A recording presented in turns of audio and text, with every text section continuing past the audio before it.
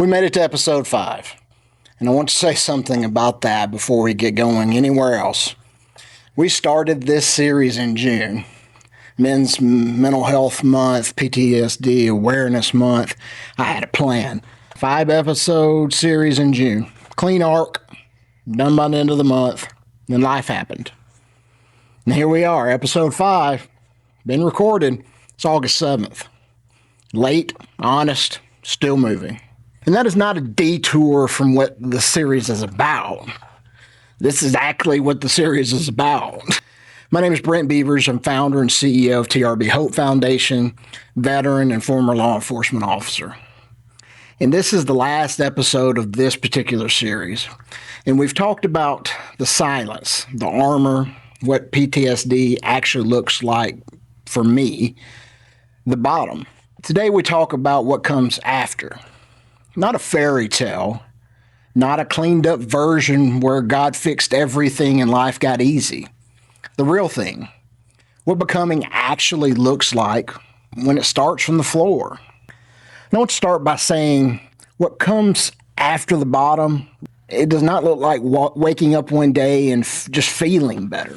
It does not look like a single moment where everything shifts and the issues are gone and the wounds are healed and your purpose is clear as day. It does not look like you arrived somewhere. Because here's the truth.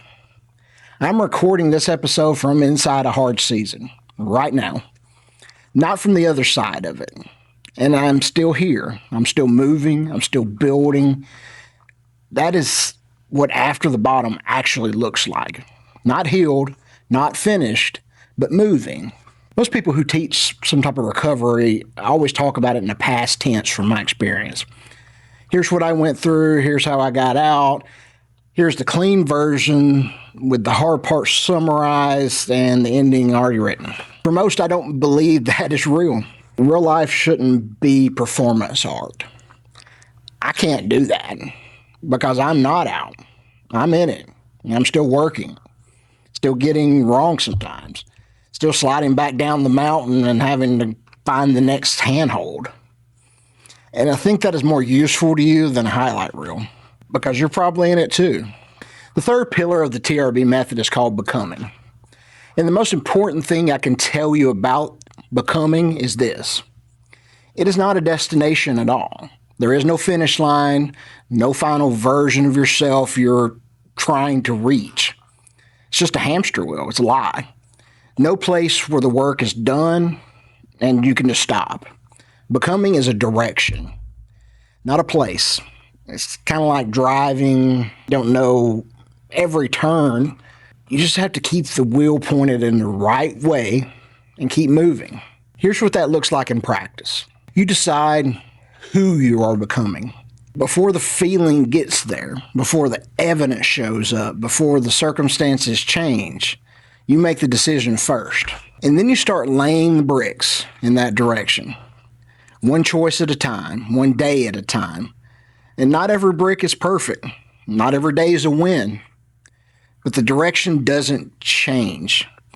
Becoming is showing up over and over, even when it doesn't feel like progress at all. Even when you're sliding. Even when the imposter feeling is loud and the awareness month has already ended and your home is gone and you still record the episode anyway. That is becoming. It's not the arrival, the refusal to stop moving towards it. And here's the thing about hard seasons. The ones that might have broken you, the ones you're still in right now. None of it is wasted. Not the bullet, not the fires, not the silence, not the bottom, not the relationships that got damaged, not the days you couldn't get out of your own way. All of it is curriculum. The research on post-traumatic growth that I talked about in episode 3 says it this way. Growth doesn't happen because of the trauma. It happens through the struggle with it. When you refuse to bury it, when you stay on the road through the hard season. The wound becomes the thing that grows you, kind of like a broken bone. When it heals, it comes back stronger at the break point than it was before. The place that broke is not the weakest part anymore. It's the strongest. And that's not a motivational poster by any means. That is just biology. And it is what I've watched happen in my own life and the others I've sat with. Nothing is wasted, not even this. Something else I think that most recovery programs get backwards. They try to change what you do first. Change your habits, change your routine, change your behavior, and hope that eventually changes who you are as well. The TRB method flips that. You decide who you are becoming first. And that identity starts driving the decisions. Kind of like an actor who fully becomes a character. He doesn't just act like the character, he thinks like him, he moves like him, makes decisions like him. The behavior follows the identity. You don't have to wait to feel like the man you are becoming. You decide you are becoming him. And then you make the next decision from that place. And that sequence matters. Most people get it backwards and wonder why nothing sticks. And here's the part of the TRB method I think is the most important and the most misunderstood. Becoming does not end with you. At some point, when you have been on this road long enough, you're going to look back and see someone behind you, someone just like you, 6 months from where you already are.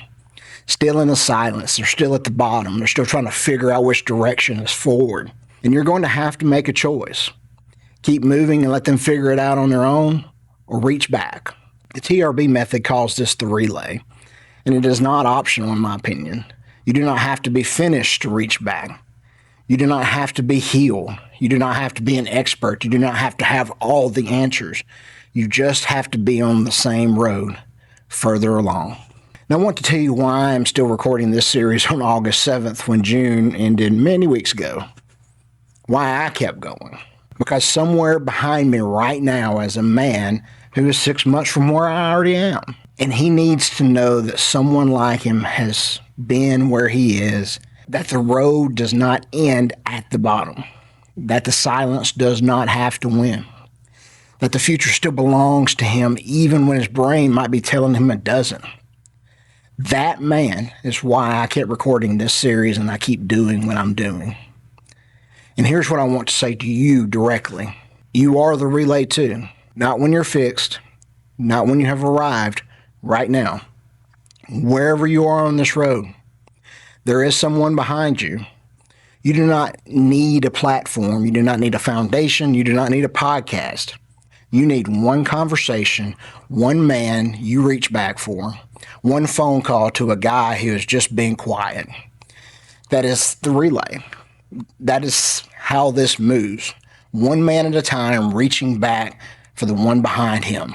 And I want to close this series, not with a program, not with a framework, not trying to sell you something, with the truth about what actually held for me. Every pillar of the TRB method, truth, responsibility, and becoming, is built on something. And it's not a theory, it's not self-improvement principle, it's not a clinical model. It is Jesus Christ. That is the foundation. I will not deny it. It is not a footnote. It's not a disclaimer. It is the ground that this whole thing is built on. Not because you have to be there in your faith to start, because you don't. The door is open wherever you are. But I'm not going to finish 5 episodes of the most honest content I have ever recorded and leave out the thing that made it all possible for me to be sitting here right now trying to reach back. The bottom did not fix itself. The wounds did not heal themselves. The becoming did not generate itself from a disciplined story alone. Someone held me, and that is Jesus Christ. And that is not the end of the story. It is the beginning of it. Started in June, finished August 7th, from inside a hard season, not from the other side of one. That was not the plan, but it was the truth, and it is where the whole thing starts. Here's what I want you to take from this series. The silence is not strength, it is armor. An armor that never comes down will eventually consume you. The bottom is not the end. It is where the story gets honest enough to go somewhere real. Nothing is wasted. Not the bullet, not the fires, not the bottom, not the silence, not even the hard chapter. The hardest chapters are all curriculum. And you are not done. However far down the road you are right now, however loud the imposter feeling might be, however long the silence has been, you are not done. The road is still there. The direction is still available. The relay is still moving. There is much more to come. So stay on the road. I'll see you in the next one.